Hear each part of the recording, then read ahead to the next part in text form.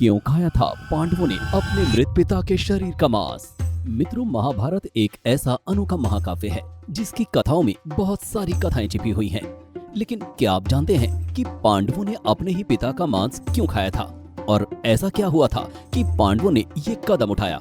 आइए जानते हैं। जैसा कि आप सभी जानते हैं कि पांडु के 5 पुत्र थे: धर्मराज युधिष्ठिर, भीम, अर्जुन, नकुल और सहदेव।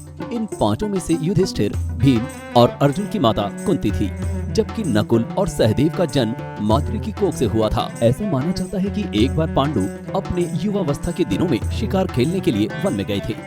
वन में उन्हें एक हिरण का जोड़ा दिखा जो प्रेम क्रिया में मग्न था। पांडु ने सोचा ये सही समय है शिकार करने का। हिरण अपनी प्रेम क्रिया में व्यस्त रहे तब तक पांडु ने धनुष से बाण छोड़ दिया। जैसे ही बाण उन हिरणों को जाकर लगा तो वे अपने असली रूप में आ गए। वे हिरण नहीं बल्कि एक ऋषि और उनकी पत्नी थी जो अपना वेश बदलकर प्रेम कर रहे थे। उन ऋषि ने मरते वक्त पांडु को श्राप दे दिया कि तू जब भी किसी स्त्री के साथ शारीरिक संबंध स्थापित करेगा तेरी तुरंत ही मृत्यु हो जाएगी। इसलिए पांडु ने कभी भी अपनी पत्नी कुंती और माद्री के साथ संबंध नहीं बनाए। बताया जाता है कि माता कुंती को दुर्वासा ऋषि द्वारा वरदान दिया गया कि वो किसी भी देवता का आह्वान कर उनसे संतान की प्राप्ति कर सकती हैं। बाद में माद्री ने भी देवताओं का आह्वान किया और नकुल और सहदेव को अपने पुत्र के रूप में प्राप्त किया। पांडु को 5 एक से बढ़कर एक वीर पुत्र तो प्राप्त हो गए, परंतु इसके बावजूद भी वे बहुत खोई से रहते थे। उन्हें अपने किए का बहुत पछतावा रहता था और इस बात की चिंता सताती रहती थी कि पांचों में से एक भी पुत्र में उनका स्वयं का कोई अंश नहीं है। ये सोचकर वे बड़े ही दुखी रहने लगे। एक दिन उन्होंने अपने पुत्रों से इस संबंध में वार्तालाप करने का निश्चय किया और युवावस्था प्राप्त कर रहे अपने 5 पुत्रों को अपने पास बुलाया।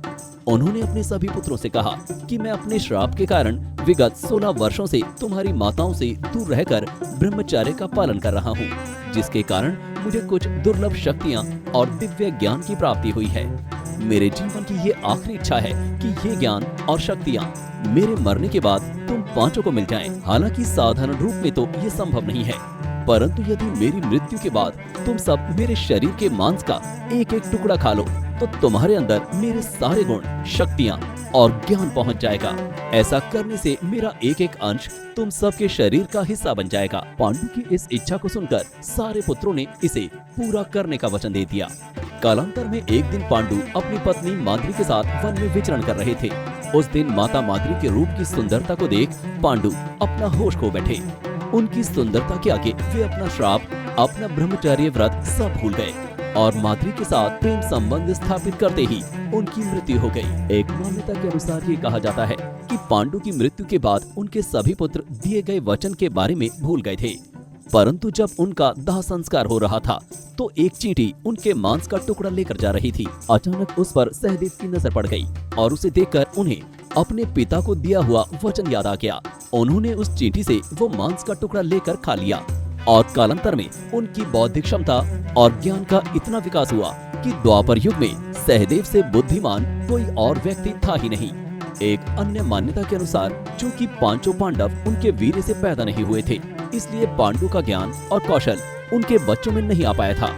इसी के चलते उन्होंने अपनी मृत्यु से पहले ऐसा वरदान मांगा था कि यदि उनके बच्चे उनकी मृत्यु के पश्चात उसके शरीर का मांस मिल बांट कर खा लें तो उनका ज्ञान उनके बच्चों में चला जाए। मौत के बाद उनका दाह संस्कार नहीं किया गया, बल्कि 5 भाइयों ने मिलकर अपने मृत पिता के शरीर का मांस खाया। 5 भाइयों में से सबसे ज्यादा सहदेव ने अपने पिता का मांस खाया था। पिता की इच्छा का पालन करते हुए सहदेव ने पांडु के मस्तिष्क के 3 हिस्से खाए। पहले टुकड़े को खाते ही सहदेव को इतिहास का ज्ञान हुआ, दूसरे टुकड़े को खाने पर वर्तमान का और तीसरे टुकड़े को खाते ही भविष्य का। यही कारण था कि सहदेव 5 भाइयों में सबसे अधिक ज्ञानी थे और इससे उन्हें भविष्य में होने वाली घटनाओं को देखने की शक्ति भी मिल गई थी। भविष्य में होने वाली घटनाओं को देख लेने की शक्ति के कारण ही सहदेव ने महाभारत का युद्ध पहले ही देख लिया था। श्री कृष्ण को डर था कि सहदेव किसी और से इस युद्ध के बारे में जाकर न कह दे, इसलिए श्री कृष्ण ने सहदेव को यह श्राप दे दिया कि अगर वो किसी को इस युद्ध के बारे में बताएंगे तो उनकी मृत्यु हो जाएगी। इसी कारण उन्होंने ये बात कभी किसी को नहीं बताई।